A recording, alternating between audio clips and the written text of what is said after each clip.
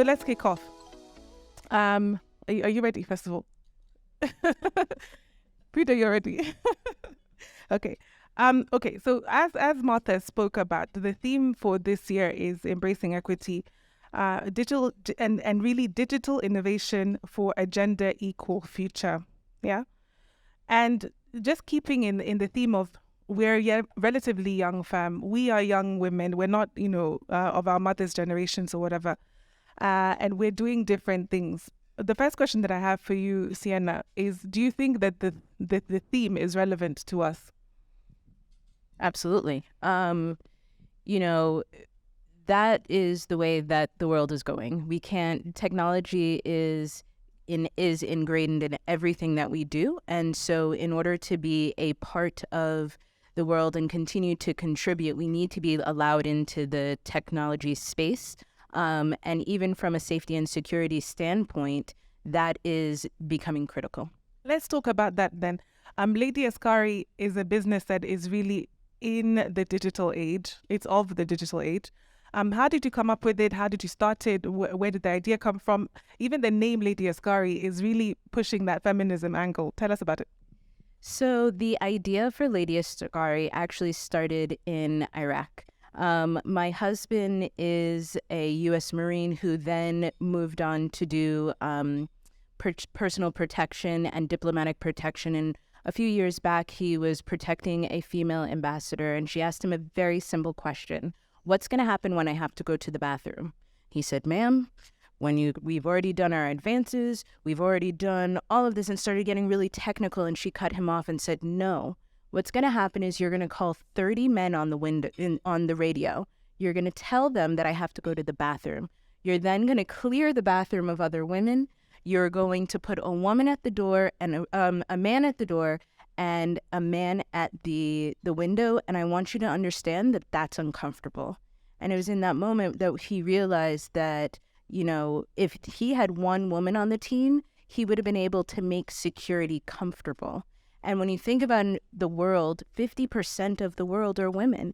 And the ideas and the approaches to security, like so many other industries, really focus on men and the comfort and the way of work of men. And so fast forward, he continued to work in the security industry. I have a community development and hospitality background.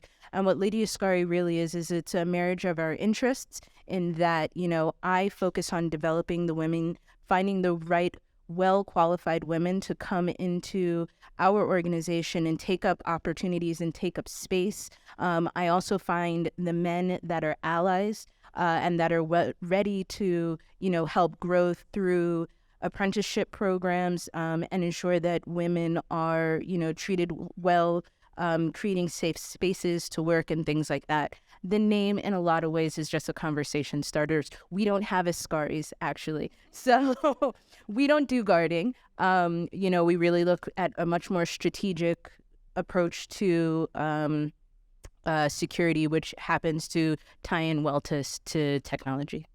A very good answer. Thank you for that, Sienna. I'm turning to you, Freda, now. First of all, let's get it right. What is it that you do? Because I get confused. I thought you were a quantity surveyor, but then apparently not. I'm a real estate development manager, which means essentially that I help organizations, individuals really work through the development cycle from an investor perspective, from the onset right up to exit. For me, it's wonderful to be in a room full of women because in the industry, in the construction sector, it is predominantly a space where women are underrepresented. Yet, we really represent the consumer.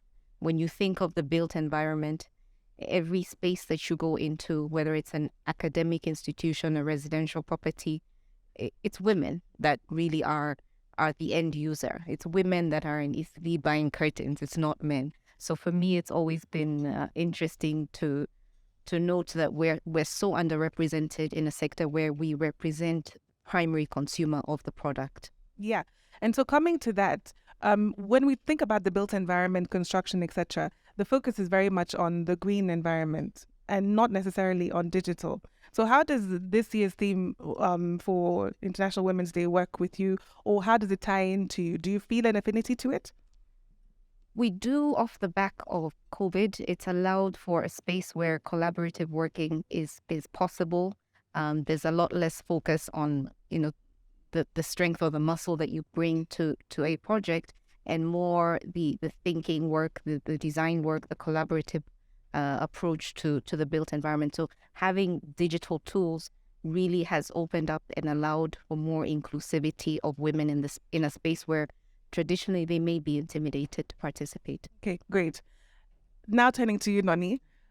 Side Chick, by the way, is not a side chick business. It's actually a chicken business. Tried Cooked is also a cooking and F&B business. You're also a partner at an investment firm. You also founded the East Africa Venture Capital Association, and so you started that. From then to now, in all of the businesses that you've been involved in, what is your perspective on, first of all, getting women included? And second of all, making sure that, when you're saying, there's a gender gap or not a gender gap or whatever, making sure that if you're defining success in an investment environment, that you're including women as one of those markers. Wow, good question. So maybe firstly a little bit about me. It's a pleasure to be here. It's so nice to be in a room full of women. I love it. My background, I had an opportunity to found EAVCA, which is the East Africa Private Equity and Venture Capital Association. I probably did this about 10 years ago. And that took me on a really incredible journey because it put me, at the top of the conversations, i.e. with all sorts of partners, managing directors of PE or VC firms, with representatives from the government, with representatives from development finance institutions, etc. I was usually always the youngest in the room, and I was usually one of very few women. If I look, over the past 10 years, the progress, one of the biggest changes I've seen is a lot more women in financial services. And when I say in financial services, I don't mean in the sort of typical departments that we might usually be found in. And what I mean by that is maybe marketing or business development.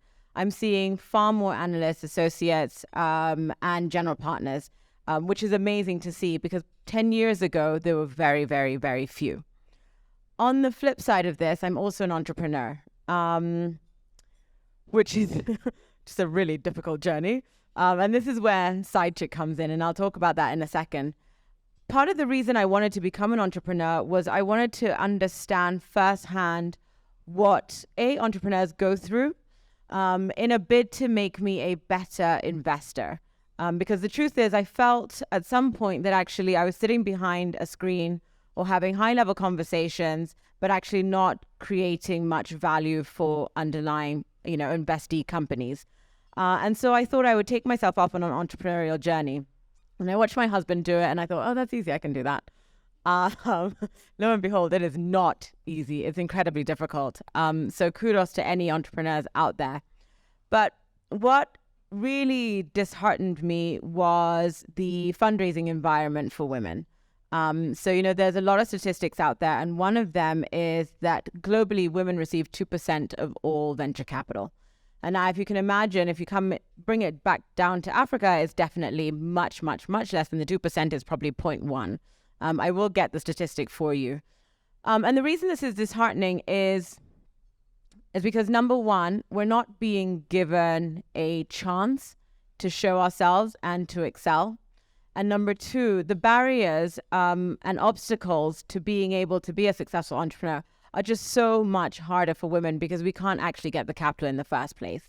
And so I think that, this event, but also the theme of today or of International Women's Day this year, I hope is shining a spotlight on women in tech and why women in tech and women in entrepreneurship in general need far more support.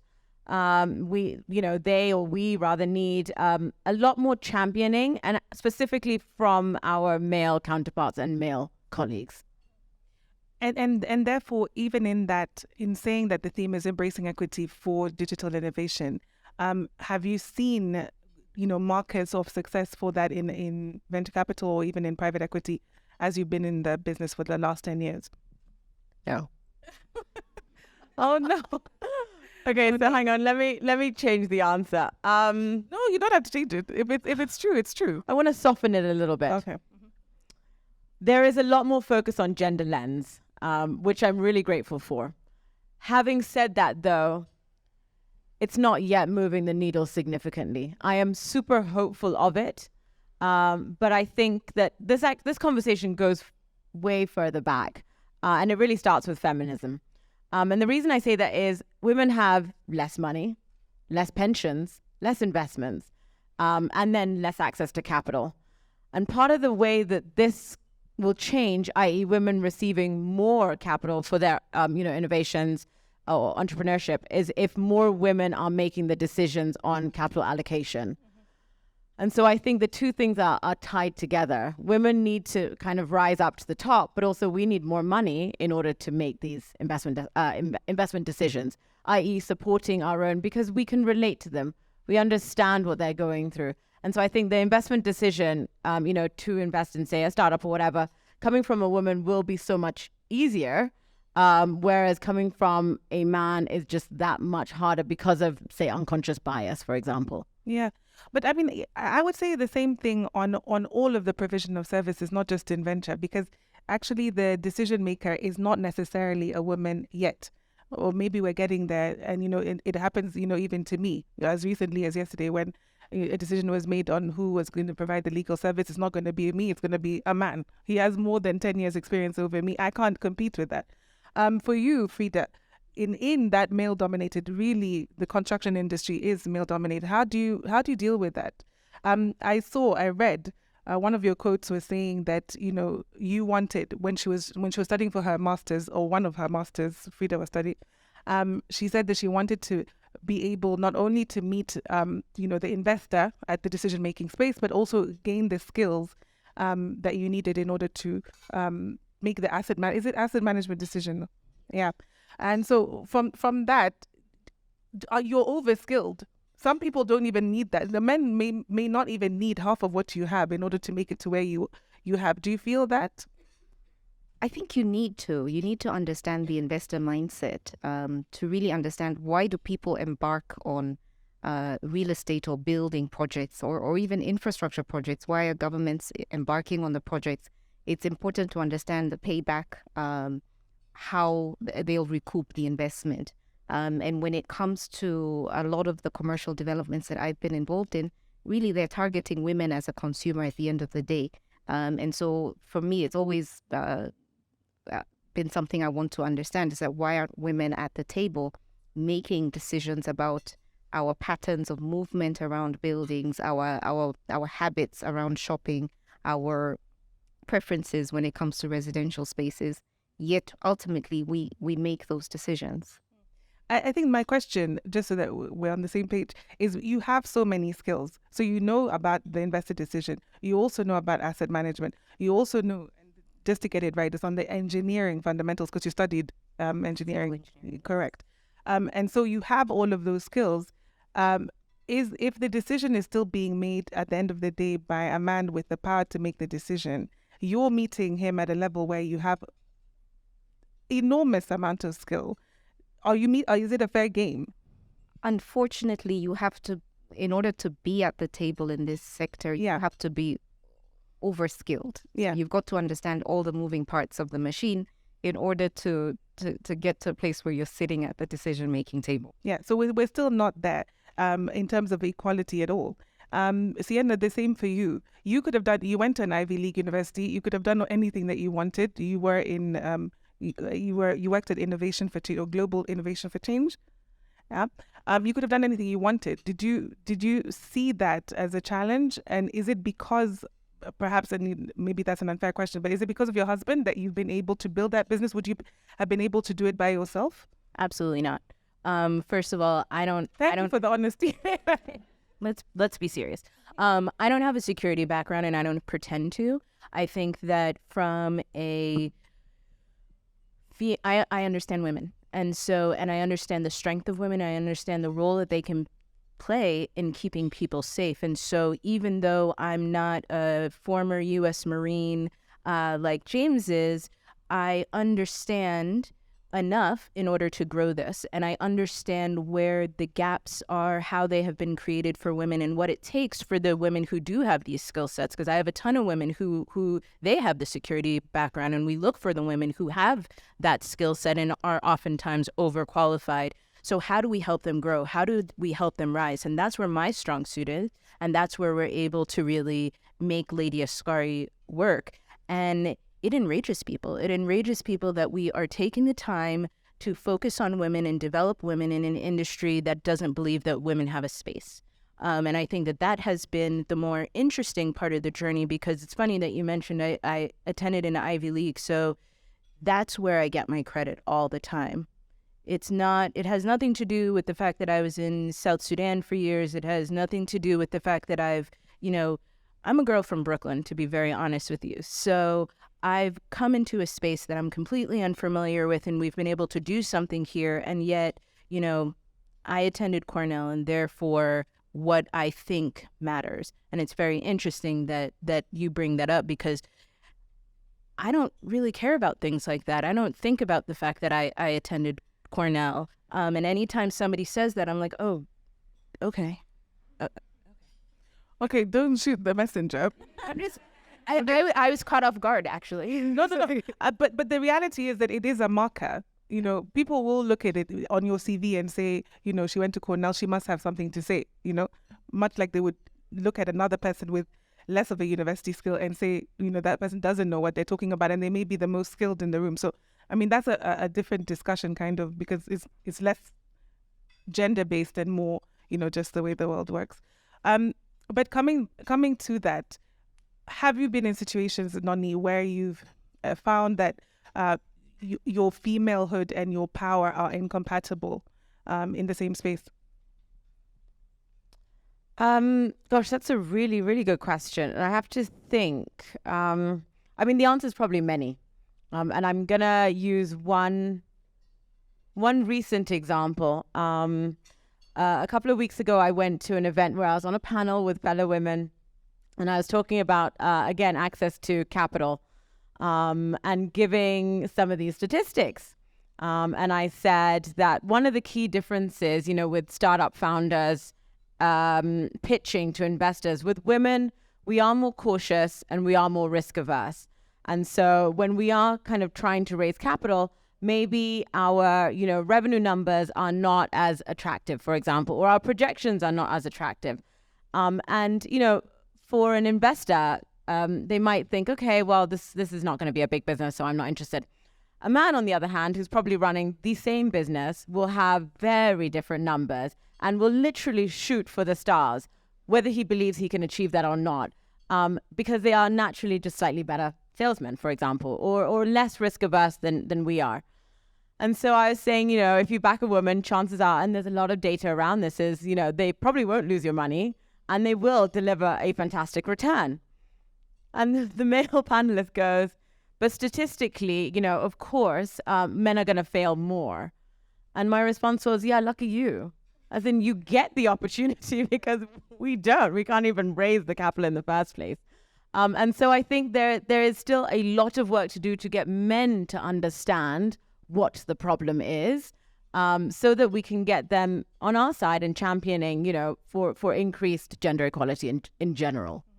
Speaking of which, if we go back to Sienna and Cornell University, the reason why it's so important, or it was so important, and actually we have to have that discussion again, is because women were not allowed in the university in the first place. So even getting a space in an Ivy League was going to be a problem. Then, getting a place in university was going to be a problem. Then Cornell, so it is a marker of, the times. Let's talk about the work that you do day to day, Sienna. For the ladies that you are training, or for the ladies who are coming into your business, how are you empowering them with the skills to know that what they're delivering, first of all, is at par with what anyone else can deliver, and also just to know that they're on the right path? First of all, we don't hire people who don't have the skills. So we really dig deep, and we pluck the people out who do have the experience. We do have apprenticeships when we identify gaps. We do have internships, but when we're looking to really place, in key positions, we have to have that skill set. So it comes right back to what we were talking about before. A lot of what I also do is champion for women and their capabilities. And so, I can have a client tell me what all of their security issues are. We can give them all of these mitigation measures, and I can give them the perfect candidate. I know 100% that they are the perfect candidate. Oh, but they don't have police background. Okay, cool. If the police were the answer, you wouldn't need my person. But that is literally one of those things that we face all the time, because there's not this traditional structure and this traditional trajectory that women are on. Oftentimes they're coming from, criminology programs, or, sometimes we have female guards that are just trying to find opportunities to grow and see how do they become supervisors. I mean, we have somebody who was working as a CCTV operator, a guard, then CCTV operator for 16 years and never had the opportunity to be a supervisor. Like, really? So when we took over this program, we brought on our first female supervisor, and for us, this was obvious. She has 16 years of experience, but nobody else considered her because they weren't ready to champion. They weren't ready to, change her trajectory, really. And for you, Freda, on the engineering front, how do you empower women, Kenyan women, to become, well, first of all, take up an engineering course and also go into construction, go into real estate management? Do you see them? Do you identify with them? Really, I think the first step is sharing my journey, and encouraging younger women who are thinking about a course in engineering, architecture, apprenticeships in construction to embark on the journey. And then also on construction sites, there's a lot of intimidation around women being on site. You see them there, but they're normally very meek on typical sites. The jobs that are that they're welcome to do are usually around food and keeping the workers fed. And so we're trying to change the narrative and be more inclusive right from construction sites, working with companies like Build Her that offer apprenticeships to women. I think they offer 300 apprenticeships in construction for women, hiring people from organizations like that so that you can see more women represented on construction sites, ensuring the facilities are adequate for women, tracking the number of women we have on construction sites, and then in the education space, really seeking out and mentoring young engineers, young designers, so that we can be better represented in what is otherwise quite an intimidating space traditionally. Yeah. Excellent, Freda. I wanted to come to, in terms of where the advice that our mothers would have given us, or even what their experiences and what they told us when we were coming into the workforce. How different is it? What are you telling your daughters? I think everyone here is a mother except for me. What advice are you giving them? Are you telling them go into the space, make your mark? And I think that's what my mother said. So I don't think it's that different. But what were you saying? So I have 2 daughters. They're twins. They're 3.5. They're crazy. My advice to them is you can do and be anything. I have 2 boys and a girl, 2, 4, 6, and our girl is the baby. So my mom's advice was own your own. She also attended Cornell, now that we're mentioning it. And she's... and, she was one of the first Black vet students at the University of Pennsylvania, where she went to vet school, and she wasn't allowed a lot of opportunities. And so the idea of own your own, create those opportunities. And that's what I'm doing, and that's what I hope my children will do as well. Well, I'm a boy mom, so I'm not doing anything different. I don't think I would do anything different if I had girls as well. I started going to construction sites as a young person with my dad, and so I guess I'm just trying to pass down that habit of being inclusive, whether they're boys or girls, that you belong here. Everybody gets the opportunity in their lifetime to build something, whether it's for themselves, for their parents. And so I just encourage him to come along. He gets to play on the diggers and the tippers, which is great for his adrenaline. And so, what advice would you give a woman looking to come into the VC space, the PE space? Don't be intimidated. There's nothing that you can't learn on the job or outside. But the key thing is don't be intimidated, because I believe that the perception of this industry is that it's quite closed, that maybe you need certain networks, maybe you need an in somewhere. But again, it's just don't be intimidated. Knock on doors, talk to people. Literally, when I say talk to people, I mean continuously. Don't stop when you don't receive a response. Irritate them until they are forced to respond to you. Just be persistent and not intimidated. Just an additional question just for you, because you are so confident. Not everyone has that level of confidence. Where did you get it from? Well, that's a really good question. Okay, as you ponder that, Sienna? Don't be intimidated. I mean, you can't go wrong. People in the security, you will be bullied. People do not believe that you should be there, and therefore continue to take up space, and don't be intimidated, and understand the value that you bring to the industry. I would just say everything that you are, that is feminine, is precisely what you need to bring to the table in the real estate space. It is that asset that you bring to the table. It's an important perspective that's been left out historically, and that's what we need to bring to the table. There's a lot of bravado when I sit in these male-dominated teams, and they sort of egg each other on when there's a risk on the table, when there's financials on the table. Women, we bring a softness that tempers things, and that's so important for the success of any project. I love that. Just even in your tone, which is very different from Nonnie's. Nonnie, have you got an answer for us? Yeah, I think I do. I think confidence comes with maturity and growing up. But also confidence comes with knowing who you are. And when I say knowing who you are, realizing that what other people think about you has nothing to do with you. It's actually not your problem.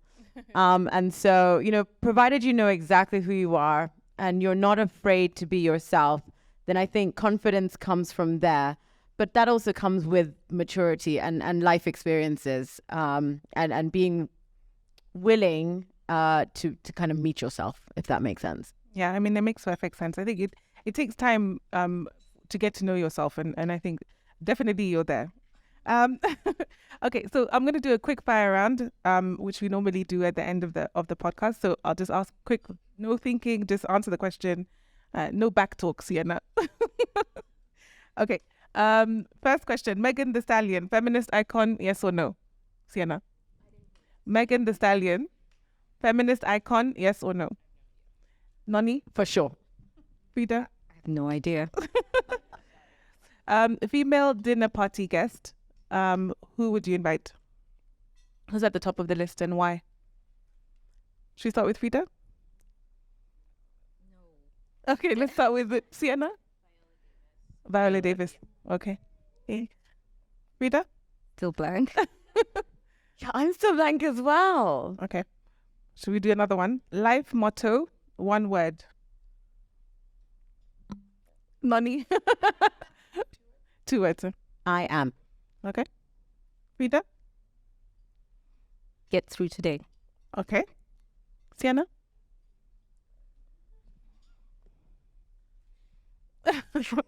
Okay, are we at the female dinner party guest? No one? Just say me then. You're alive? Anyone. Maya Angelou. Good. Good answer. No, still not. Okay. So many, I can't put one. Okay, just give us a few. Okay. Hillary Clinton. Yeah. Oprah. Serena Williams. The late Queen. Yeah. Her Majesty the Queen. My mother and my grandmother. Controversial. The Queen is controversial. That's why, though. Yeah. Yeah. There's no Kenyan women. I said my mother and my grandmother. Oh, I see. Yeah, that's true. That's true. Okay. All right. So I think we've come to the Q&A portion, and thank you so much, ladies. And that was really good. Really, really good. I think everyone has learned a lot from you guys. So we'll let anyone who wants to ask a question now. Damaris and Lorianne will help us with that. Hi, everyone. So I have, I think, 2 questions, mostly to you, Nonnie. My first question is, Martha said something very interesting. It's important to develop tech that is woman-oriented, but how do we strike that balance in developing tech that's women-oriented? For example, something that makes period pains easy, just an example. And you go into a pitch and the entire panel is composed of men.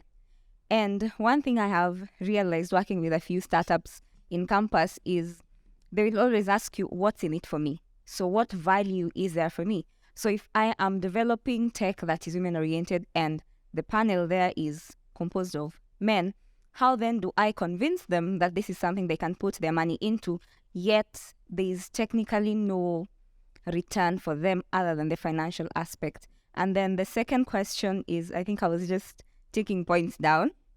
The second question is, it seems like the bar has been set rather low, especially for women in startups.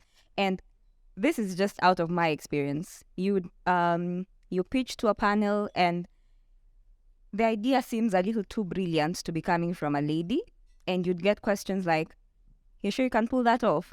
So it's like the bar has already been set low. You're expected to do certain things. Just like she said, when you go into construction, most women are not there with helmets and life jackets. They're with aprons in the kitchen or cleaning, tidying up after the construction workers are done. So how do we ensure that we raise the bar? Because that's not on the men. That's honestly on us trying to raise that bar. Those are 2 really good questions. And I think the answer is fairly linked. First of all, I think this is a correct statistic, but women control a $21 trillion economy. And so men need to understand how big the opportunity is from a financial perspective to support women-led businesses. And then, the second part of the answer is that we need more women in those spaces, more women in tech, more women in finance, more women in very key leadership roles. Number one, who can relate to the startup that's pitching, and also kind of provide a little bit of a conduit to be able to translate it to maybe the other men on the table, but also to support them with their own capital. So if you have more women in these kind of leadership positions and decision-making positions, they really should be the first ones also to kind of put the money down. And so more women in tech, more women in finance and leadership. And then educating men on their unconscious bias, so that you don't get responses like that. I'm floored, but I'm not surprised by that response at all. Unfortunately, though, they are the ones with the bulk of the capital, and they cannot relate to us. And so they, it's not really their fault, but can be dismissive of the things that affect us disproportionately. And so I think that it is also our job, as whether it's sisters, husbands, mothers of boys, I have a boy as well, to educate them on some of these things. To continue and also answer that question.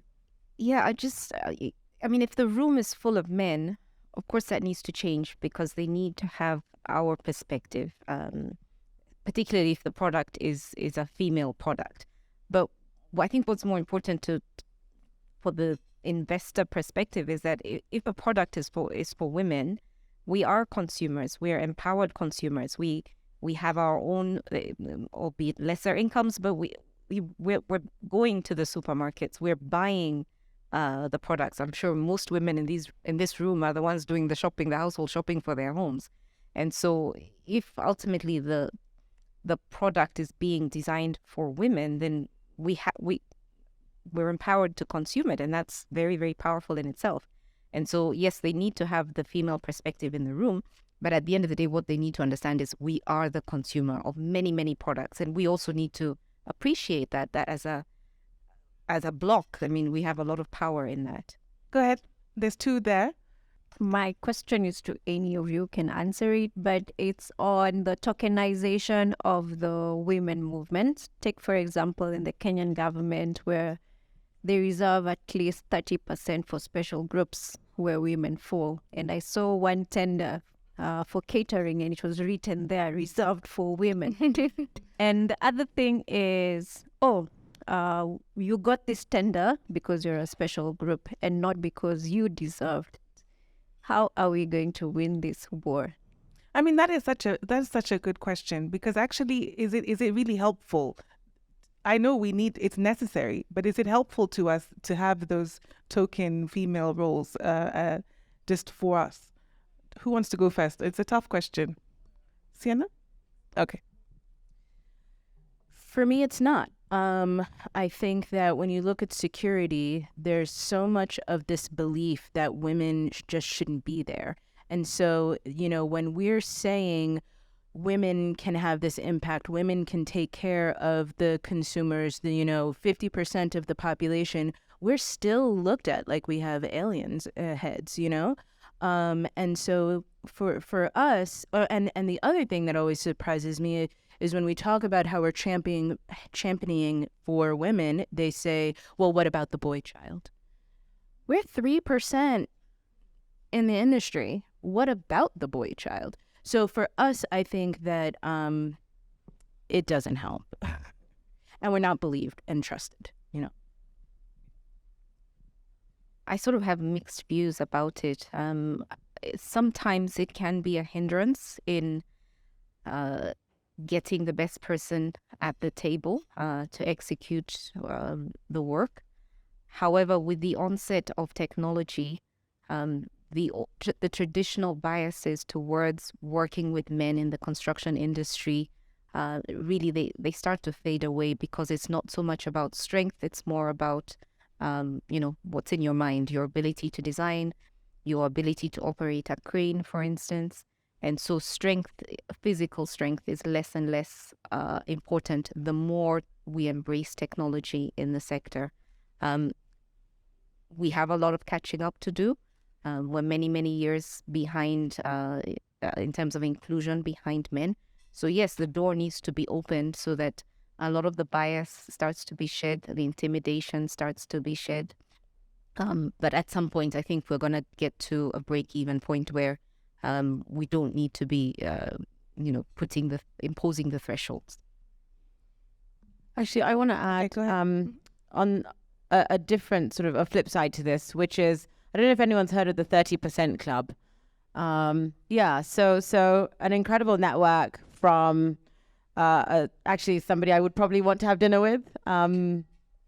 There is a former CEO of a large asset manager in the UK. She created this thing called the 30% Club, which is a voluntary movement, and it is to inspire boards of large organizations, usually listed, public organizations, to have 30%, female representation on the board. So I think that is an area of, say, tokenization where it is really valuable as a first step. It is voluntary, but it's incredibly valuable in just making sure that the companies that sign up for this actually are looking for, female representation on their board, because actually you need that feminine energy. You need the kind of, feminine leadership and the different ways that women will look at a problem and problem solve. So I like that one. But in general, I tend to agree with both of you. I think there's an interesting, if you're going to tokenize it across the board and not just in female like catering, because then it makes it ridiculous, because you're just allocating the role that's easiest, or you think is easiest, or the men who are making the decision think is easiest. And yeah, exactly, and exacerbating gender biases. But it's a very good question. Thank you for that. There was another question behind. Hi, my name is Vision from Acumen. I love the name Vision. Oh, thank you. Let's look at Vision. It's inspiring and ironic because I wear glasses. But anyway, just a comment, Manis, what you said about women entrepreneurs really resonated. Just today, we were having a conversation with our investment team. We found this really beautiful business, women-led, local-led, hits the impact type of marks we are looking for. And then, when we went into her ask in terms of finances, the CEO, she said she wants 5 million shillings, which is 50K, which is way below the minimum threshold that most VCs are looking to give businesses. And when we were interrogating why, she said, I didn't want to ask for too much lest I get nothing.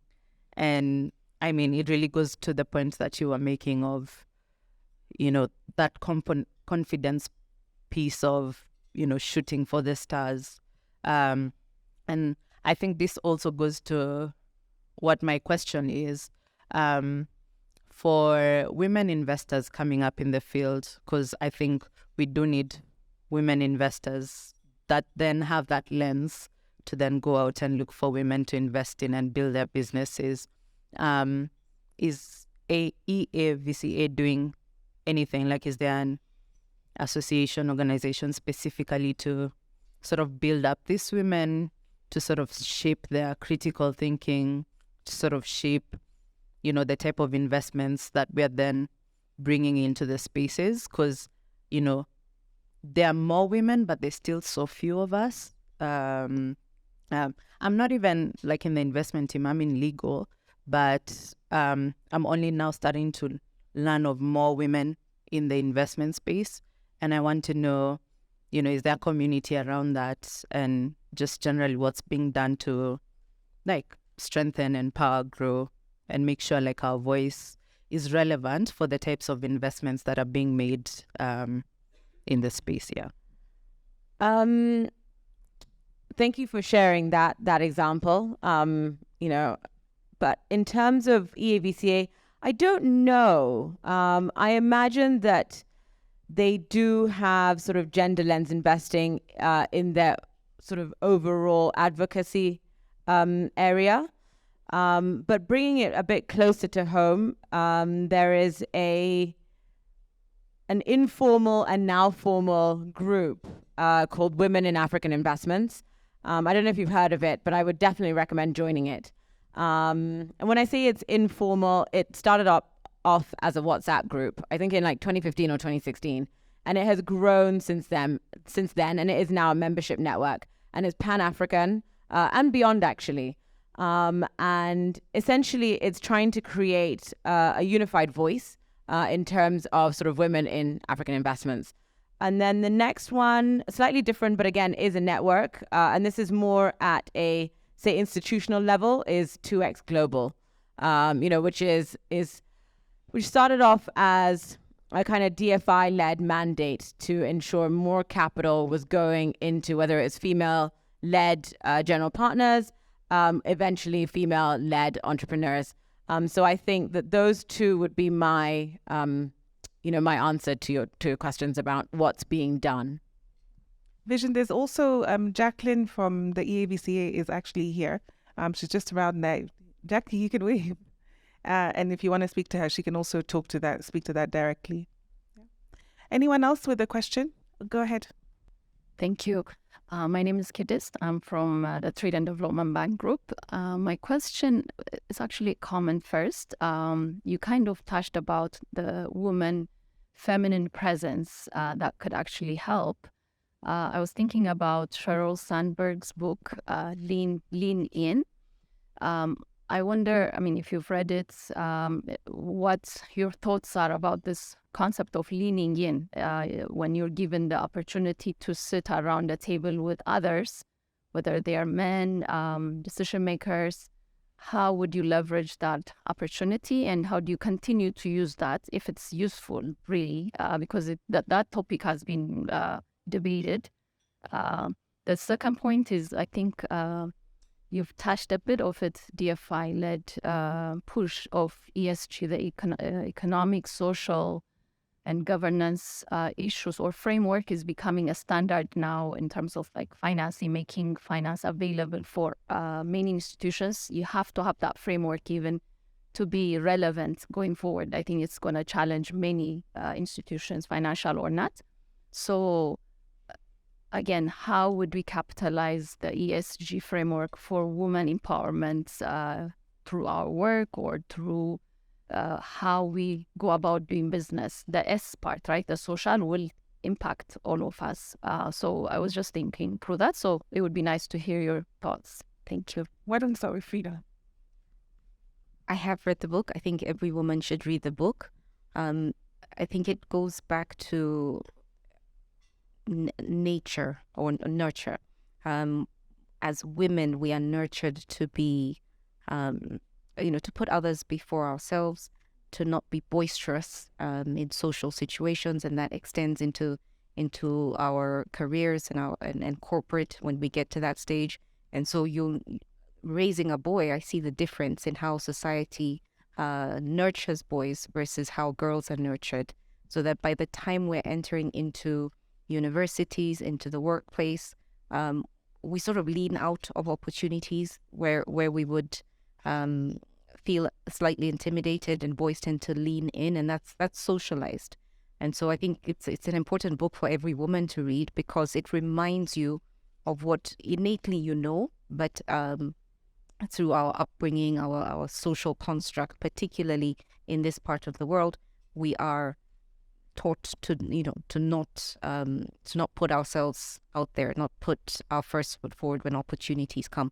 And so in the workplace, in my sector, in construction, what I try to do and what I encourage other women to do, particularly in leadership, is to mentor others, to give them the space and to encourage them to step up to opportunities that intimidate them, that they're afraid of, that they perhaps don't feel that they have adequate skills to carry through. And so the more we do that, the more we reach out to people starting out their careers, women who are younger in the field, the more we will start to normalize ourselves in leadership positions.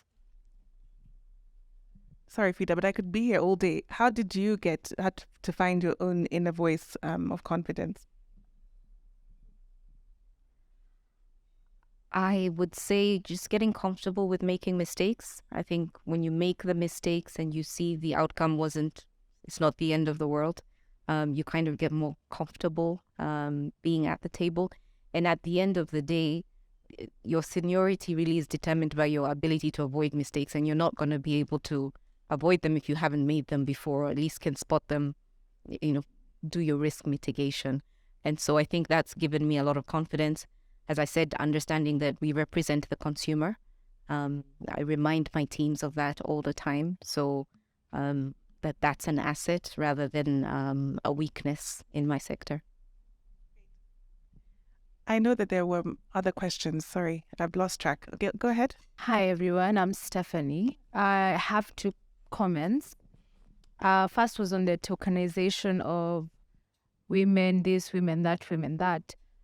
I'm 70% for it, in the sense that you sort of need the affirmative action to open the door for the women. 2 examples that come to my mind is in the 60s, when your dad died, as a woman, you would not get anything, especially if you're married. You were just out of it. There was actually no consideration for you on the judgment, yeah? So in the 90s and in the 80s, the judges in court were like, okay, you're a daughter, whether you're married or not, you deserve part of what your father worked for. Slowly by slowly, now, there's no way you can go to court and say, nothing is going to go to the daughter. Something is going to go there, So it needed that push to get to where we were. And in terms of even the tenders, whether they give us catering, whether they give us construction, it is a door that has been opened. So I think the best thing to do with that would be to find our way around it. And then the next thing is going to come, like two-thirds gender rule. All of that has to happen. Then now we find our way around it. Then the second point on what Vision talked about, if you look at the men in your life and in the men you work with and just general, they're very delusional about what they want. Very good word. They're very delusional. And I think as women, that's something we should take. I'll give you, in the club, a guy who knows this lady is way above his league, oh, nothing's gonna stop him. Nothing will stop him. He will get that girl.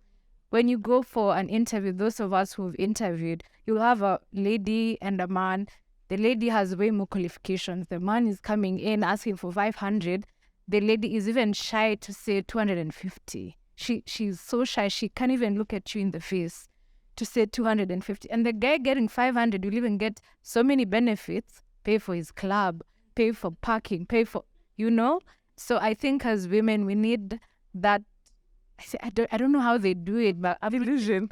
we don't need to be like them, but we just need to enter these rooms with a bit of delusion and think we can do it. Yeah. And I think it'll take us much further than we have been. Yeah. I enjoyed that comment a lot.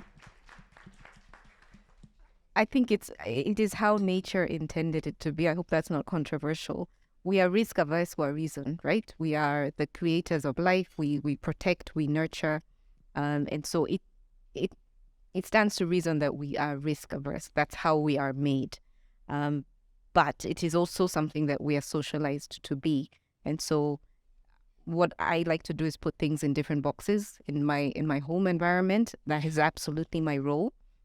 But when I'm walking into a corporate space, a construction, a project, then you have to activate that boisterous bravado that men are so good at tapping into. We're capable of tapping into it. We just have to remind ourselves. And like any muscle, the more you do it, the more comfortable you get with it. Very good answer, Freda. Go ahead. Sorry, anyone else? Okay, go ahead. Were you first? Okay, go ahead. Okay, hi everyone. My name is also Stephanie, so probably version 2.0. But I really love what Stephanie has also said. We should all embrace a healthy dose of delusion. So we will be doing that actively going forward. For me, is a comment as well as a question, and I feel like it has been addressed a bit, but probably maybe the rest of the panelists as well can chime in. And it's on women and mentorship. So recently, I read an article on this is from the women that were working within the Obama administration. In his first tenure, they felt that their voices were not really coming across clearly. They were not heard. They were not being given an opportunity to make an impact within his administration. So in his second tenure, what they decided to do is to amplify. So something called the amplification strategy, where when one woman voices a really excellent idea, another woman picks it up and gives credit to the first woman. And ultimately, this ended up, resulting in women getting better voices. And I feel like probably because we're all women here and we might end up dealing with a lot of men in the corporate world, we may struggle to come across clearly. I usually sometimes I would ask my partner is here, Kate, am I the one who had that wrong? Or did I understand that wrong? Or did I not say this? Yeah. Because it does seem like we're not coming across clearly. So I'm wondering, what more could we do? Because from what I've heard is that there's a lot of systemic change we're aiming for. What could we do right now that could just make an impact within the space that we're in? So whether it be mentorship, and if so, how do we do this in a way that is effective? As I conclude, I know it's also a challenge getting mentors as women. When you are seeking for mentorship, you don't choose. As they say, beggars are not choosers. I was like, even if it's a man, we will learn. We don't care. However, I'm also perturbed by that at the same time. What can we do as women to be better mentors so that our skill set, as we are arguing, we're being given jobs because of our gender. It's also because people are not teaching us, people are not working with us. We're not in the boys' club. So we're not here to complain. I'm asking, what are we going to do about it? I mean, you have so many good points, and you've actually made me think of so many more questions. On the mentorship point, I would say that I have a group of mentors myself, and I have a WhatsApp group. They're all in there. Some of them are here today.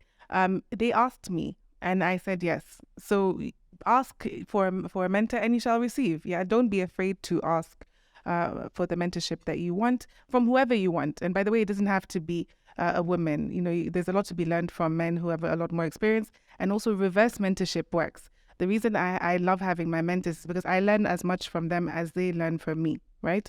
They're teaching me things all the time. You know, the dope sayings for today, which I have no idea of. The other thing that you said that was very important, all of this that we're talking about, for example, strategies, yeah? Nonnie came with a strategy, which is statistics. Hers is all about the number of women investors getting investment, the number of successes, demonstrating ability. Yeah, you're talking about an amplification strategy. There's a tokenization strategy. And what is really frustrating is, do we need all of these strategies? Why can't we just be heard for what we have to say? But it looks like everyone has to have a specific angle that they're targeting. And definitely the amplification one works. Yeah, it works, and it should work for all of us. Yeah. And now that we're all in this room and you've all met each other, amplify one another when you meet each other again, right? Let's do it ourselves from here on in. Yeah. That's my comment, but very, very good points. Freda? No, I like Sienna? Sorry, just to build off of what you said, it's really just a matter of being able to advocate for the skill sets in which are around us. And so, just really, we are all in this room together, and if we can learn about what we all have to offer and how we can amplify one another's voices, then that is a big step. And that's what we're doing with Lady Askari through our programs.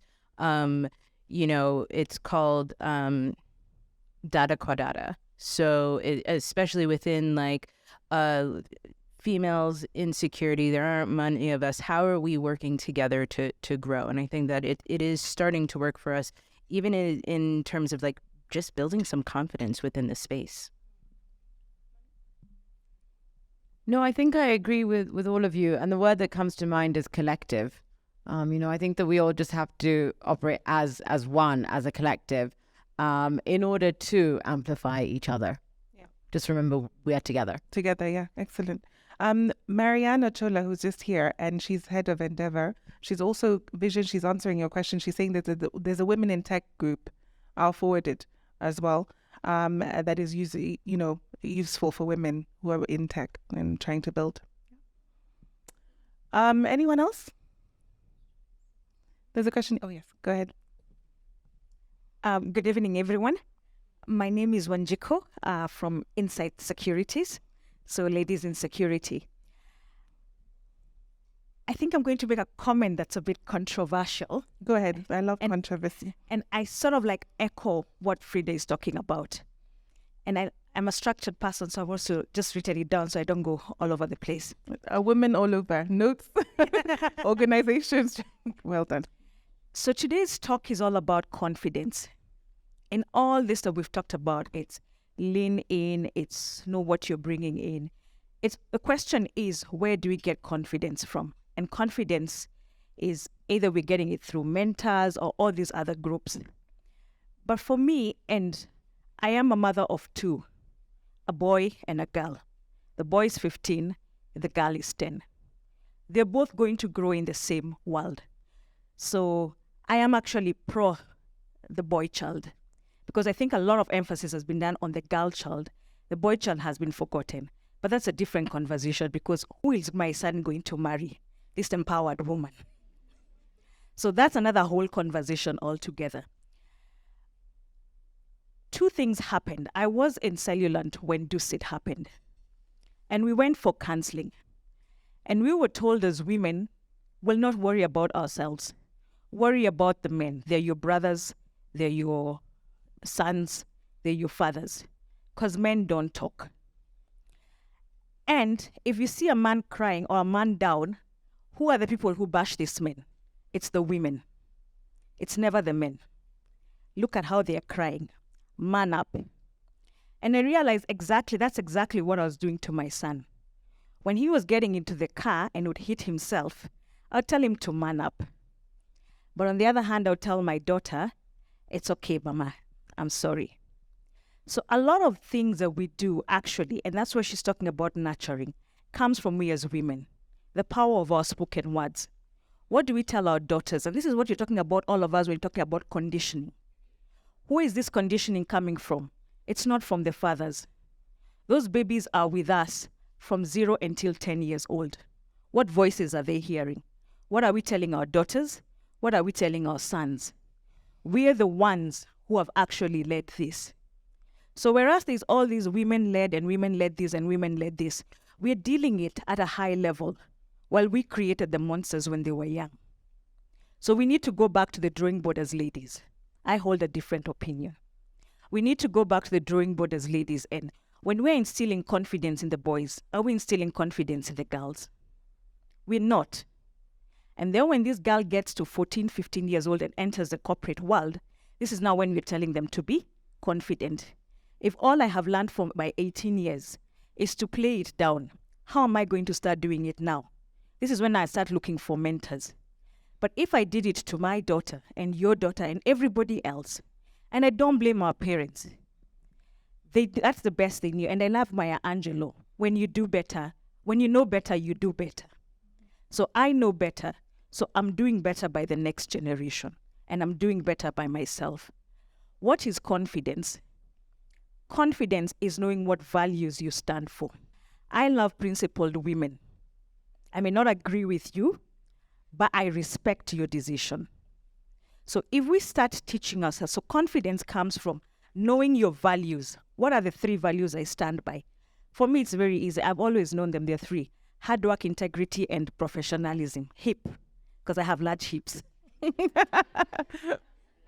And I learned to celebrate them. So you know your values and what you stand by and uncompromising. Second, know what are you bringing to the table. That helps you now whenever you go into these meetings. You have the facts, not hearsay. So it gives you that confidence wherever you go to speak up and you can justify it. When these ladies are asking for the funds, it's because A, they do not have the confidence to find out and do the research about that particular industry and what are the levels. A man, I'm telling you, will have gone in and know, okay, the ceiling is 500,000. I'll go in for 5 million because I know this is what I'm bringing to the table. The question I want to leave to people in this table and moving forward is, do you know your value? Do you know what you bring to the table? Once you know that, that's where your confidence comes from. Thank you. I mean, thank you so much for that. There were so many things in there, but I think that the message resonates once you know your value. And know your value, I guess what you bring to the table, you are the table. Yeah, I mean, I that's what I believe anyway. Okay, anyone else? Anyone else? I mean, this is a discussion. Sorry, go ahead. Go ahead, Linda. Sorry. My name is Linda. Since we are all ladies here, I think we need to talk about gender-based violence. There's been a lot of that. And so it's good to know how can we support other women to stop this from going on. Maybe we can have that discussion as women and see how to cascade it downwards. Yeah. I mean, gosh, it's all a can of worms, isn't it? But gender-based violence, and in fact, including gender-based violence as online, as Martha had pointed out, is on the rise, right? And we see it every day. I'm not the expert. None of us are the experts on that, but we definitely understand that it's economic in nature because you're forced to be in a situation where you can't control. You don't have control, and that control starts from your ability to first of all leverage on the education that you have, Sienna, leverage on the skills that you have gained, and then take them to that table and be the table. So I think it for me, it starts with education and the ability to be your own person and stand on your own. Freda? I just want to add that when you're in a position, a decision-making position, whenever you have the opportunity, ensure that you're paying women equally. I think it's economic. When I look at the construction workers at the basic level, it's just ensuring that when you have the opportunity to be open about what the salary expectations for the function are, publicize them, and ensure that you're paying women equally. Yeah. Just to build on the education, one of the things that has been interesting at Lady Askari is that we have a lot of organizations looking to do our personal protection courses, but it's a lot of organizations that focus on women, with female taxi drivers, female boater riders, females in transport. And so from the education standpoint, how do we teach people to understand the signs, use their environment? And we're not talking about creating female Rambos. We're talking about just being able to understand your space and what you can do, because sometimes it's not, a lot of times it is family members who or significant others. But, we have taxi drivers who come up to us and we're like, yeah, this guy just reached around and ripped my blouse off and started groping me. This is Uber drivers, Bolt drivers. So really being able to create those safe spaces is something that we've been able to do. Why? Because we have female trainers and we have these conversations with our clients to understand what specific risks they face and how they can use their environment to mitigate them, how they can read signs and things like that. So we didn't expect that. This is a training we do for everybody, but we're called by women, female-focused organizations. I just want to add, I agree with what has been said, but, the people we're protecting ourselves against is largely men. And so I think we also need to start there. So yes, education, and yes, learning how to protect yourself, but actually more needs to be done to educate men, whether it's our generation or our children, like our sons, on how they relate to women, how they understand women, and how they serve women. And I'll just maybe add to the points on the education of the men. I think in the discussions like this, men are never involved. We need to get them involved, because then only they will start understanding what exactly we as women in any profession are facing. They think everything is just going well. They don't understand, and we are not getting them into the conversation. So it's very important is that they become, as you use the word collective, in that collectiveness, men also needs to be involved. I mean, completely agreed. How many of you, just by a show of hands, if we did an International Women's Day event, would you want men to be here? You would. Okay. The thing is that we don't have enough time to celebrate ourselves. That's why we do it. That's why we do it. So it's a tough one. But I take the point, and I take your point, Konika. That's very important. Anyone else? Yes, go ahead. Thank you. Just to contribute to the equal pay for women, I feel like it's a bit unfair to lay the blame or the responsibility on the women, and I agree that we need to take up our part. But sometimes the unequal pay dialogue is not necessarily about the woman not knowing her value. I've gone to interview panels, asked for what I'm supposed to get, and usually the men were like, so what is your husband doing in the house if you're asking for this much money? So was that a question of my confidence or me not knowing my value, or a question of systemic discrimination against women, because it is still assumed that men are the economic powerhouse in houses, and so women should therefore not have so much money, because after all, what is your husband doing? Yeah. And so much as we are trying to take a bit more responsibility, I think we really need to acknowledge the systemic deficiencies that you are operating in and push for equal pay.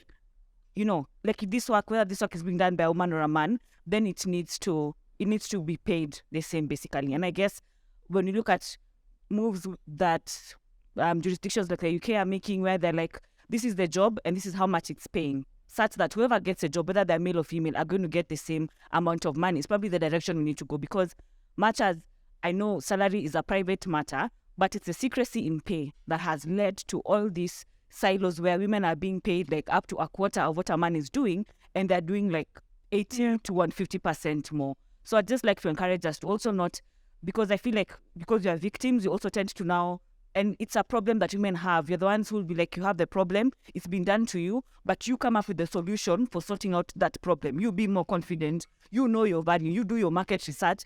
But if it's in a system that's already skewed against, the system should be neutral enough such that even if it's my boys who are now waking up to get pay and now the women are ahead, they'll be able to get equal pay for equal work. So let's balance the perspective and not so harsh on ourselves as well, and push for systemic changes. No. I agreed. And it's a very convoluted discussion. It's not a one-sided discussion. There's so many sides to it that we can't even get through it this afternoon. First of all, I really like that so many people have participated in discussion this afternoon. So I really, I'm happy that we're being open with each other. Any more questions? Go ahead. Mine's not a question, but a reaction to the gender-based violence, and it's also in line with the theme for International Women's Day in the cyberspace.